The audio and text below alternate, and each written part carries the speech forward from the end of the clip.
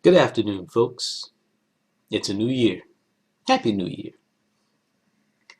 Got a lot to discuss, so we won't count our words. We're going to try to make our words count.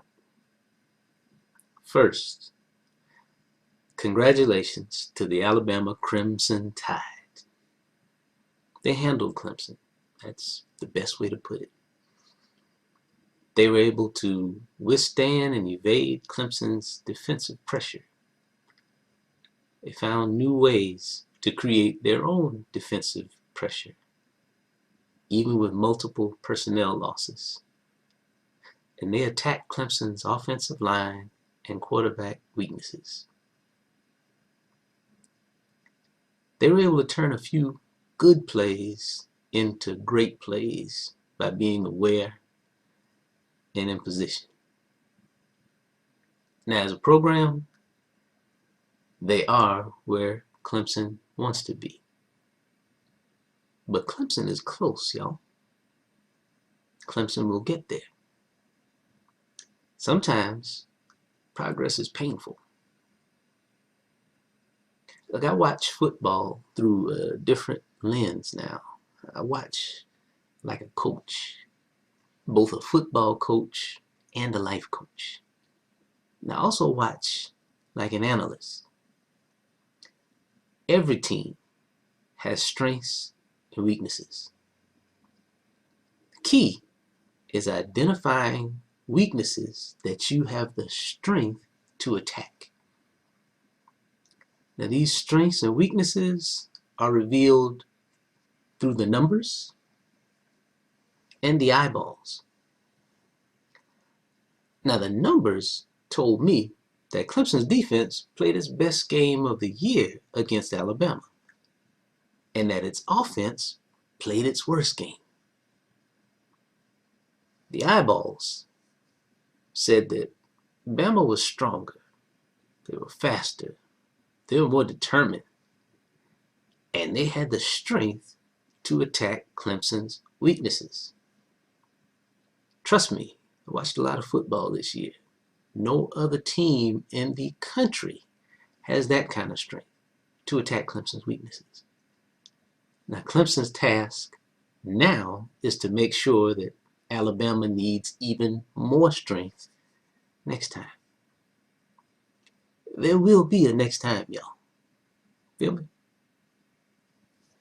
Let's move on. Next up, my wife and I have decided to seek a new church home for our family. Now, this is not going to make the evening news broadcast. We're not having a press conference. We're not having a meeting or having last goodbyes. That's not our style. Now, instead, we hope to have some first hellos from the other side. You know me?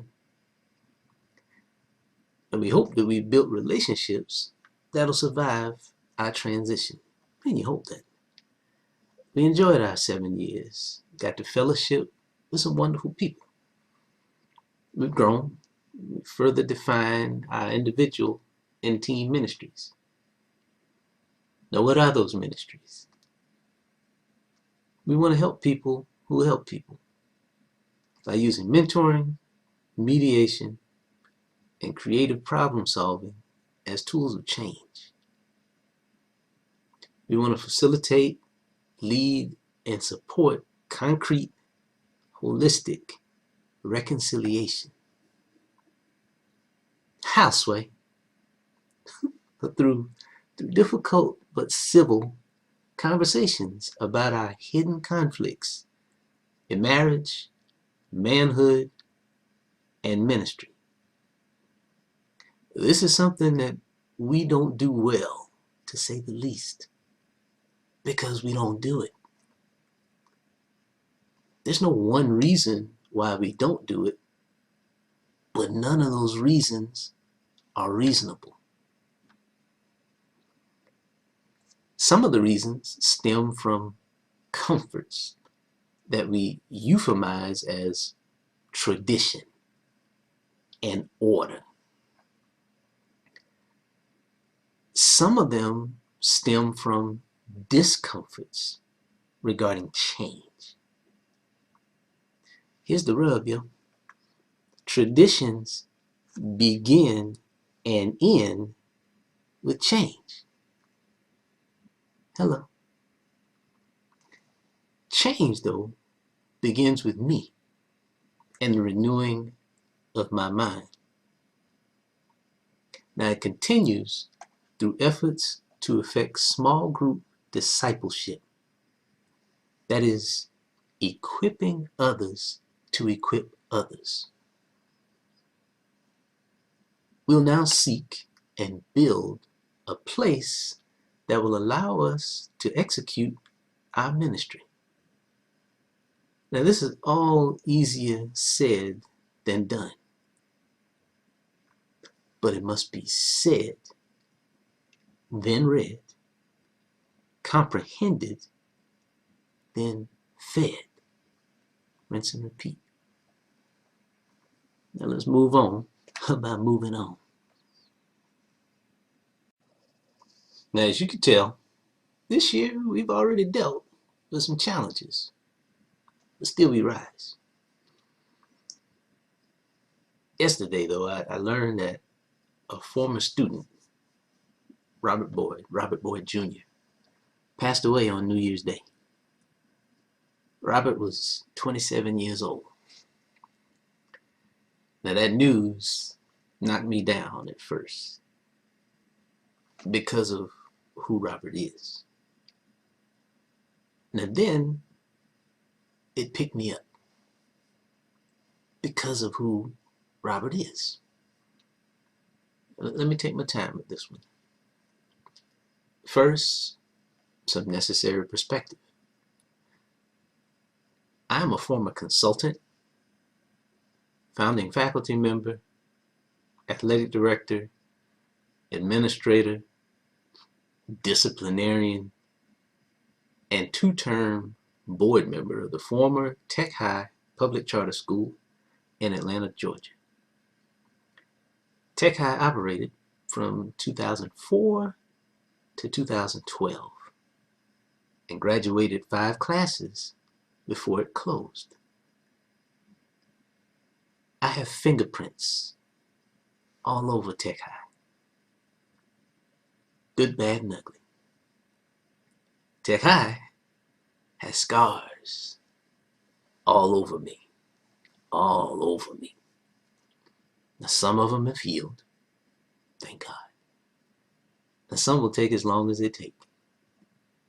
But see, I remember and embrace them all. I discuss them with few. There's a much deeper story to tell here, but that story doesn't get told today. Capiche? Let's get back on track. My best and most affirming memories of Tech High were personal conversations and interactions with students. That's who we were there for. I like to observe their character, personality, temperament, and talent, and the insight that I had to them as people were discoveries that I was making about myself at the time I was growing up while they were growing up. Now I met Robert the way I met most students. He was sent to my office, and not for discipline per se. He was having a rough day with a teacher who asked me to help the situation. It's worth noting that Robert was well on his way to becoming very close to this teacher. So it all worked out. But now on this day, of course, I don't know the situation. So I start with, hey, what's going on, man? Robert told me exactly what was going on with him. He was forthright and expressive, informative in a way that made me take note. He was wise, had an old soul, takes one to know one. Now he was a believer, a disciple. He was a witness. He would share his faith in ways that I was afraid to. I was the grown up. He was a minister. Now I wasn't putting a burden on him to have a church. A minister is a servant of people. You could just tell at his young age that he lived to help people. And that's rare to see that in anybody, but much less a young person. So his response and his persona just made it easy for me to talk to him. It was always easy after that first time. That first conversation was about anger. He shared his, both where it was and as much as he could about where it had come from. And then I shared mine, and we both talked about how we both had to deal with ours and that we had to help each other deal with ours. Now, I didn't know it at the time, but I would have that anger conversation with a lot more students and adults in my life. Dealing with Robert taught me how to approach a situation like that. Robert came to us from the nearby Atlanta Youth Academy. A few other students came to Tech High from that school as well. They all seemed to have a very special connection. They were all very special people. I also remember that Robert was a big dude. Now, he wasn't the tallest. He was close. He had a fro, so he was taller by the fro. He wasn't the heaviest, but he was close. But he was the biggest. He was definitely the strongest. But he was also the most gentle. His bigness was more about his presence. And he smiled all the time. Hollywood bright smile. But students knew not to cross him. He joined our fledgling basketball team as the big man. Me as the athletic director and practice player. I would actually get out there and run with these cats, man, and I'm paying for it dearly now. But it was all good. Now, he was the rim protector. He was the enforcer. I used to call him Big Shot Rob. Now, he wasn't much of a shooter, but it's the big thing, you know. I called him number 32. I called all the players by their number. It was a term of endearment for me. I had to be careful not to do it around certain people who didn't see that as being politically correct. I digress. And we had no gym, so all our games were on the road. Culture shock ensued like a mug. We played Pace, Westminster, Whitfield, Lovett, Landmark, Southwest Atlanta Christian. Man, we saw everything that we did not have every time we went to play a game. We got a lot of side comments from the crowd about our enthusiasm at games, especially me, because I didn't realize that as the leader of the school, I had to comport myself in a certain way, present a certain decorum. I actually got pulled by the coattails by one of our students, man, who was like, hey, man, you got to chill out at these games. And I thank her for doing that. Victoria Bowden, that's who did that. We got a lot of shade from referees. Yeah, we might have deserved some of that. We didn't win many games playing in a league with 18 private schools, all of whom had resources. It took us 14 games to win the first one. But man, that first one was sweet. I'll never forget it. We finally played a team with equal skill and talent to ours. Finally. We always told the players that when the talent and skill are equal, it's doing extra things, little things, hustle, defense, that gives you the edge. Block out. Set screens, man. Call out screens. Dive for loose balls. Hug that ball like a baby. Now, basketball culture at the time clashed with this old school talk. Now, we don't screen no more, man. We just cross them over. We cross them over until we get loose. We don't box out. We just jump over. Diving on the floor. Man, please. Floor burn. I digress. I'm sorry. Anyway, we fought and clawed. Now we're up by 2 points. Under 30 seconds left in the game. Whitfield had the ball. They were holding it for a final shot. They took the shot. They missed. We didn't get the rebound immediately. And that ball hit the floor. And it's moving in slow motion to me now. But when it hit the floor, I was about to curl up into the fetal position. And then I see Robert, biggest dude in the gym, diving on that floor. And he grabbed that ball and hugged it like a baby and did not travel. Maybe he did, but they didn't call it. Man, he protected our first win, man, and that's him, man. Always protecting.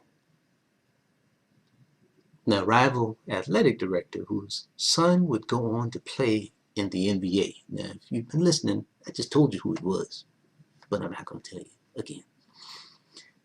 My brother told me point blank that our team was undersized, outmanned, a little unorthodox, but scrappy, quick, and very tough. And that we had some players that other schools were going to try to steal. Now, I had some reasons in the back of my mind of why he was telling me this. Probably because he was already setting that plan in motion himself. He's looking at folks like old number 32. You warned me. And it happened. It actually happened with several other players as well. Matter of fact, I actually saw this one happen. It was the first game of Robert's junior year. I won't call the school. But Robert came and told me, hey, they trying to get at me. Now, this whole thing that Coach was mentioning about stealing, see, we don't own these kids, all right? There's a commentary in there for college football fanatics and coaches and players all over America. Now, you don't own these kids now. You make a healthy living because of the exploits of these kids. Oops. I ain't here to talk about exploits. Let's get back on course. I told Rob, hey man, you got to take your opportunity. And if this is it, hey man, you know where home is. He took his opportunity, but he came back to us after being away for a while. Hey man, come on back. That's the thing now though. See, I know he won't come back this time. And I get it, but I don't get it.